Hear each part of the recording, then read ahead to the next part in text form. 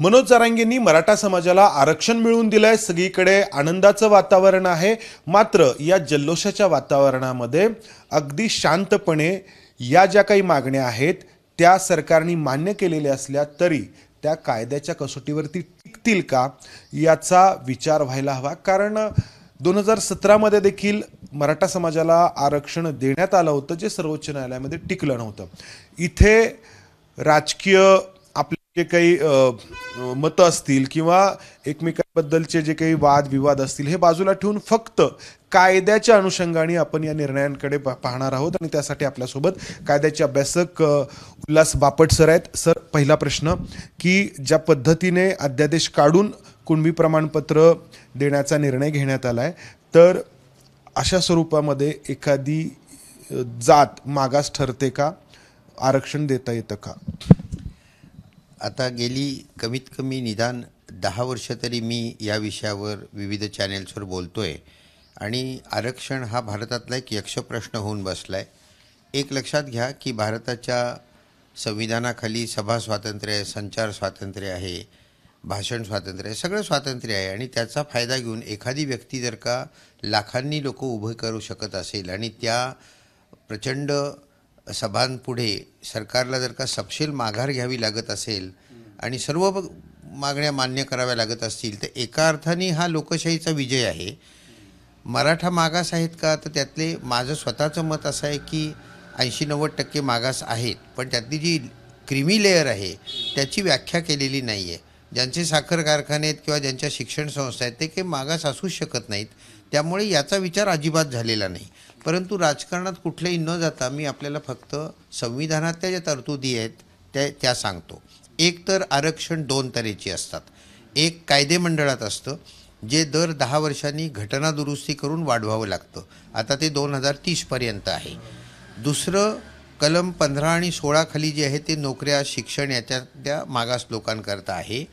तर त्याच्यामध्ये आंबेडकरांनी घटना समितीमध्ये बोलताना अत्यंत स्वच्छ शब्दात सांगितलं होतं की इक्वालिटी हा मूलभूत अधिकार आहे आणि आरक्षण ही सुविधा आहे, आरक्षण हा अधिकार नाही। हे सगळ्यांनी आधी लक्षात घ्यावं, तो मूलभूत अधिकार नाही।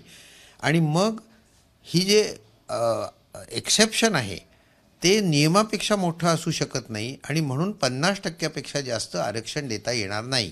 यावर खूप चर्चा झाली होती। बरोबर हाच मुद्दा इंद्रसानी केसमध्ये 9 जजेसनी एकमताने मान्य केलेला आहे। तेव्हा भारतातली कायदेशीर पोझिशन आता अशी आहे की 50%च्या वर आरक्षण देता येणार नाही। ते बदलायचं असेल तर 11 जणांचं बेंच नवीन तयार करून केस चालवावी लागेल, पण आत्ता तसं नाही आहे। हा एक भाग।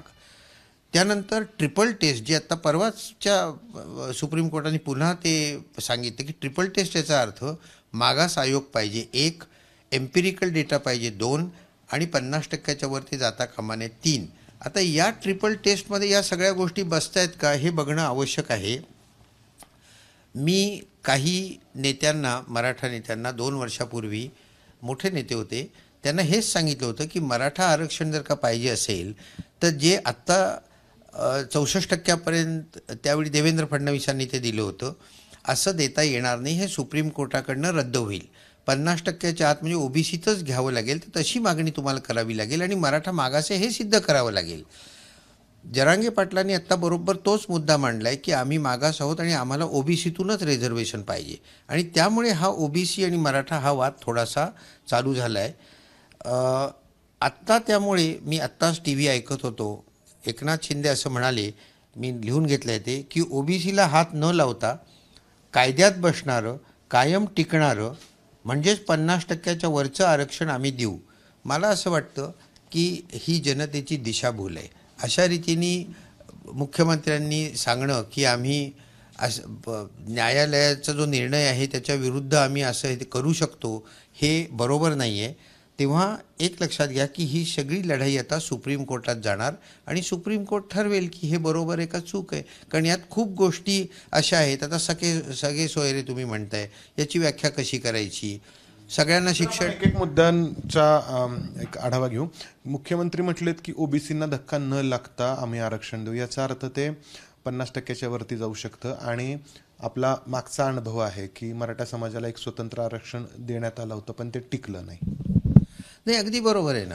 की ते बॉम्बे हायकोर्टाने मान्य केलं होतं आणि आधी बॉम्बे हायकोर्टाने ते कसं मान्य केलं हेच मला आश्चर्य वाटतं. कारण 141 कलमाखाली सुप्रीम कोर्टाचा जो निर्णय आहे तो सर्व हायकोर्ट्सवर बंधनकारक असतो आणि सुप्रीम कोर्टाचा क्लिअर निर्णय आहे की 50%वर आरक्षण देता येणार नाही.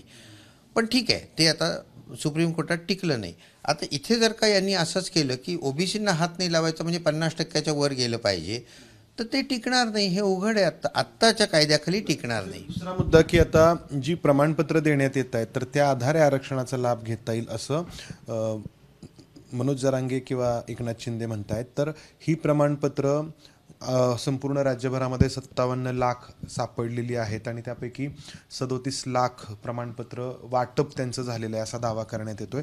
खरं तर हा दावा देखील व्यवस्थित पडताळण्याची गरज आहे. मराठा समाजानेच पडताळण्याची गरज आहे की खरंच अशी प्रमाणपत्र मिळालीत का. त्यानंतर पुढचा प्रश्न निर्माण होतो की अशी प्रमाणपत्र देऊन आरक्षणाचा लाभ घेता येईल का, हे कायद्याच्या कसोटीवरती टिकेल का.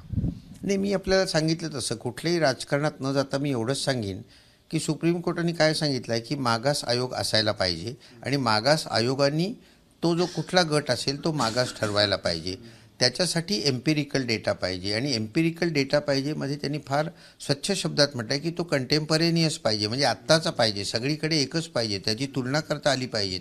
आता या सगळ्यात हे बसतं का नाही हे कोर्टातच ठरणार. विरोधाभास हा आहे की एकीकडे मराठा समाजाचं सर्वेक्षण राज्य मागासवर्ग आयोगाकडून सुरू आहे. घरोघरी जाऊन हे सर्वेक्षण होतं आहे आणि त्या आधारे मराठा समाजाची आर्थिक, सामाजिक आणि शैक्षणिक मागासलेपणाची स्थिती जोखली जाते आणि दुसरीकडे त्याआधीच जी प्रमाणपत्र आहेत ती देण्यात आलेली आहेत असं मुख्यमंत्र्यांनी जाहीर केलेलं आहे आणि त्या आधारे सर मग प्रमाणपत्र मिळाल्यानंतर मग समोरच्या व्यक्तीला त्यांच्या वडिलांच्या बाजूनी जे काही लोक असतील तर त्यांना देखील त्या प्रमाणपत्राचा कुणबी असल्याचा लाभ मिळणार आहे. आणि त्यानंतरची पुढची गोष्ट की शपथपत्र देण्याचा अधिकार, की जर एखादी व्यक्ती कुणबी प्रमाणपत्र घेऊन ओबीसी असेल तर त्या व्यक्तीला शपथपत्र देता येईल की अमुक अमुक व्यक्ती माझी नातेवाईक आहे. तर हे सर कसं म्हणजे कायद्याच्या कसोटीवरती बघता तुम्ही. एक लक्षात घ्या की कुठलेही निर्णय जे असतात एक्झिक्युटिव्ह किंवा लेजिस्लेटिव्ह ब्रांचचे, ते जर का राज्यघटनेच्या विरुद्ध असतील किंवा बेसिक कायद्याच्या विरुद्ध असतील, बेसिक स्ट्रक्चरच्या विरुद्ध असतील तर सुप्रीम कोर्टाकडे जाता येतं. आणि तुम्ही जे आत्ता प्रश्न उपस्थित केलेत हे सगळेच वादग्रस्त आहेत, यात काही शंका नाही. तेव्हा याच्या इथून निश्चितच सुप्रीम कोर्टाकडे काही लोक जाणार आणि मग सुप्रीम कोर्ट ठरवेल की हे चूक आहे का बरोबर आहे. त्याच्यावर आपण आत्ता बोलण्यात काही पॉईंट नाही.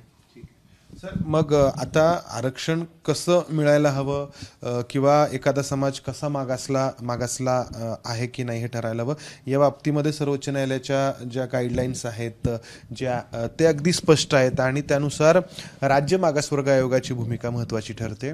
इथे ही भूमिका बाजूला ठेवून एक अध्यादेश काढून प्रमाणपत्र देण्याचं जाहीर करण्यात आलं आहे.